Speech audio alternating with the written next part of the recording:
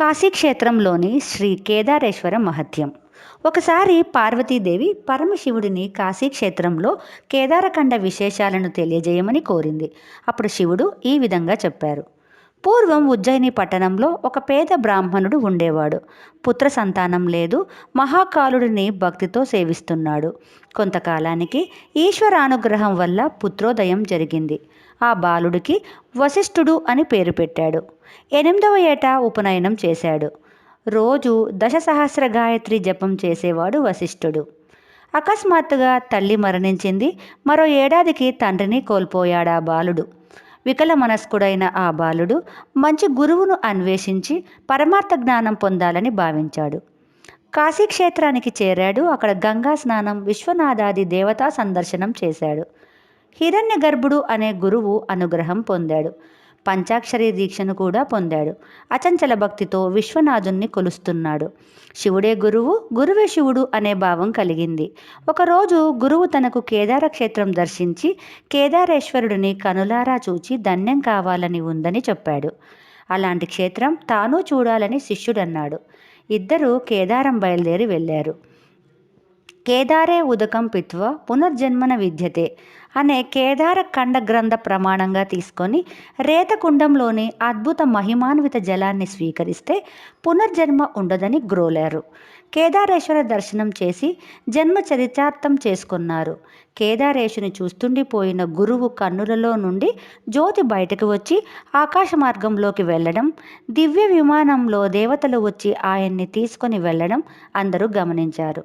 శిష్యుడు వశిష్ఠుడు గురువుగారి అంత్యక్రియలను భక్తితో విధి విధానంగా చేశాడు. కాశీ చేరి గురువుగారి ఆదర్శాలను అమలు చేయటానికి పీఠాన్ని అధిరోహించాడు. నిత్య గంగా స్నానం, విశ్వనాథ దర్శనం, పరమశివ ధ్యానంతో కాలం గడిపాడు. అనుక్షణం దైవనామ జపతపాలతో జీవితాన్ని అర్థవంతంగా కొనసాగిస్తున్నాడు. శివుడు పరమ ప్రీతి చెంది దర్శనమిచ్చాడు. వరం కోరుకోమన్నాడు. అప్పుడు వశిష్ఠుడు, దేవా, ఎక్కడో హిమాలయాలలో నువ్వు ఉంటావు. నీ దగ్గరకు వచ్చి దర్శనం చేసుకోలేని వారెందరో ఉన్నారు. కనుక కేదార విశ్వనాథ జ్యోతిర్లింగాలు రెండూ కలిసి కాశీలోనూ ఉండేటట్లు నీవు కరుణిస్తే నీ భక్తులు ధన్యులవుతారు అని కోరాడు. నీ కోసం ఏది కోరుకోకుండా అందరి కోసం కోరావు. చాలా సంతోషం. నీ ముక్తి నీ స్వాధీనం అన్నాడు. హిమాలయంలోని సర్వతీర్థాల గౌరీకుండం, హంసతీర్థం మొదలైన వాటి శక్తులన్నీ వశిష్ఠ నివాసం దగ్గరున్న హరపాప హరతీర్థంలో నిక్షిప్తం అయ్యాయి. 64 కళల్లో ఒక్క కళను మాత్రమే కేదార క్షేత్రంలో నిలిపి మిగిలిన సర్వ కళలను కేదార్ ఘాట్ ఒడ్డున ఉన్న కేదారేశ్వరిలో లీనమగునట్లు చేశాడు. భక్తుని కోరిక తీరి కాశీలో కేదార క్షేత్రం వెలిసింది. కేదార్ ఘాట్ స్నానం, కేదారేశ్వర దర్శనం, స్పర్శనం పరమ పుణ్యప్రదం. ఇక్కడ పితృకర్మ చేస్తే 101 తరాల వారు తరిస్తారు. చైత్ర బహుళ చతుర్థి నాడు ఉపవాసం ఉండి 3 పూటల 3 పుక్కిళ్ళు కేదార జలాన్ని సేవించిన వారు శివైక్యం చెందుతారు.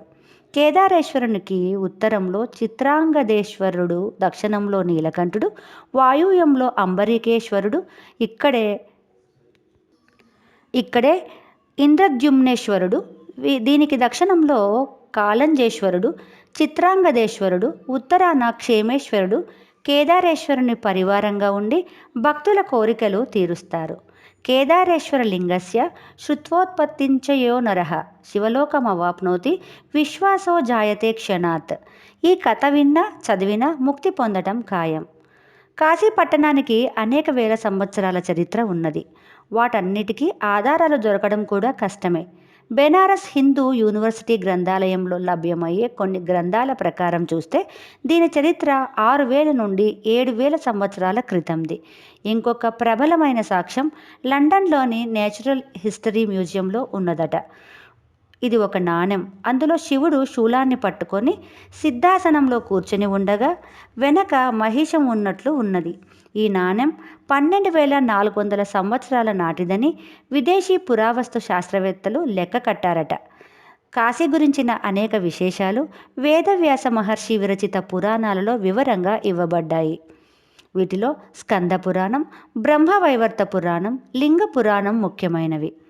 కాశీ సృష్ట్యాది నుంచి కాదు కాదు, సృష్టి కన్నా ముందు నుంచి ఉన్నది. శివపురాణం ప్రకారం సృష్టికి పూర్వం ఈ జగతంతా నీటితో నిండిపోయి ఉంది. బ్రహ్మదేవుడు సృష్టి చేయడానికి తగిన జ్ఞానం, శక్తి సంపాదించుకోవటానికి కావలసిన తపస్సు చేయటానికి, కూర్చోవటానికి ఒక ప్రదేశం కావాల్సి వచ్చింది. అప్పుడు మహాశివుడు తన త్రిశూలం మీద కొంత భూభాగాన్ని సృష్టించాడు. బ్రహ్మదేవుడు ఆ భూభాగం మీద కూర్చొని తపస్సు చేసిన తర్వాత సంకల్పమాత్రం చేత తన శరీరంలోని వివిధ భాగాల నుండి మహర్షులను, దేవతలను, అనేక లోకాలను, భూమితో సహా సమస్త గ్రహాలను, జీవజాలాన్ని ఇంకా అనేకం సృష్టించాడు. దేవతలు, మహర్షులు అందరూ ప్రార్థించగా పరమశివుడు త్రిశూలం మీద నుండి తను సృష్టించిన భూభాగాన్ని కూడా బ్రహ్మ సృష్టించిన భూమి మీదకి దించాడు. అదే కాశీక్షేత్రం. ఈ క్షేత్రం వైశాల్యం 10 కిలోమీటర్లు. ఈ కాశీక్షేత్రం మహాదేవుడు సృష్టించినది కనుక బ్రహ్మకు కానీ, ఆయనచే సృష్టింపబడిన ఏ ప్రాణికి కానీ శివుడు సృష్టించిన ఈ కాశీక్షేత్రం మీద ఎటువంటి అధికారం లేదు. ఈ కాశీక్షేత్రం పరమశివునికి చాలా ప్రీతిపాత్రమయ్యింది. ఆయన ఎల్లవేళలా ఈ క్షేత్రాన్ని విడవకుండా ఉంటాడు. అందుకే ఈ క్షేత్రాన్ని అవిముక్త క్షేత్రం అని, అవిముక్తేశ్వరం అని అంటారు. బ్రహ్మచే సృష్టింపబడిన దేవతలందరూ మహాశివుని సేవించుటకు కాశీక్షేత్రంలో నివసిస్తుంటారు. ప్రళయకాలంలో బ్రహ్మదేవుడి సృష్టి సమస్తం నాశనమవుతుంది, కానీ ఈ కాశీక్షేత్రానికి ఎలాంటి ఇబ్బంది ఉండదు. కారణం, ఇది బ్రహ్మదేవుని సృష్టి కాదు. దీని సృష్టికర్త సాక్షాత్తు పరమశివుడు. సకల దేవతా నిలయమైన కాశీ ఎంత పుణ్యక్షేత్రమో, దాని మహత్యం ఎంత గొప్పదో మనం కూడా తెలుసుకుందాము. కాశీలో అనేక దేవతలు, ఋషులు, ఇంకెందరో మహనీయులు తాము పూజ, తపస్సు చేసుకోవడం కోసం శివలింగాలు ప్రతిష్ఠించారు. అలాంటి లింగాలు కాశీక్షేత్రంలో ఎన్నున్నాయో తనకి కూడా తెలియదని పరమేశ్వరుడు పార్వతీదేవితో ఒక సందర్భంలో చెప్పాడుట. ఎంతటి పుణ్యక్షేత్రం మరొకటి ఉంటుందా? ఇప్పటికీ అక్కడ ఎందరో మహనీయులు తపస్సు చేసుకుంటూ ఉంటారు. అందుకే ప్రతి హిందువు తమ జన్మలో ఒక్కసారైన కాశీక్షేత్రాన్ని దర్శించుకోవాలనుకుంటారు. కొందరైతే తమ అంతిమ శ్వాస అక్కడే విడవాలని కూడా తపన పడతారు. ఎందుకో తెలుసా? పురాణోక్తి ప్రకారం కాశ్యంతు మరణాత్ ముక్తి. కాశీలో మరణించిన వారికి అంతిమ సమయంలో సాక్షాత్తు పరమేశ్వరుడే చెవిలో ఉపదేశం చేస్తాడుట. దీనితో వారికి పునర్జన్మ లేకుండా మోక్షం లభిస్తుందట. ఈ నమ్మకం మన వారిలో ప్రగాఢంగా ఉండడంతో అవకాశం ఉన్నవారు తమ జీవిత చరమాంకంలో కాశీలో గడుపుతుంటారు. ఎంత గొప్పదో కదా కాశీ! కాశీయాత్ర 3 విధాలు అని చెప్తారు. అవి: త్రిరాయతన యాత్ర.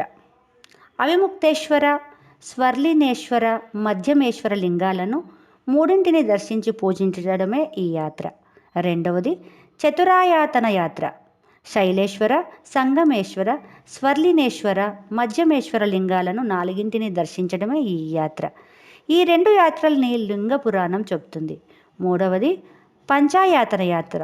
కృత్తివాసేశ్వర, మధ్యమేశ్వర, ఓంకారేశ్వర, కపర్దీశ్వర, విశ్వేశ్వర లింగ దర్శనమే పంచాయాతన యాత్ర.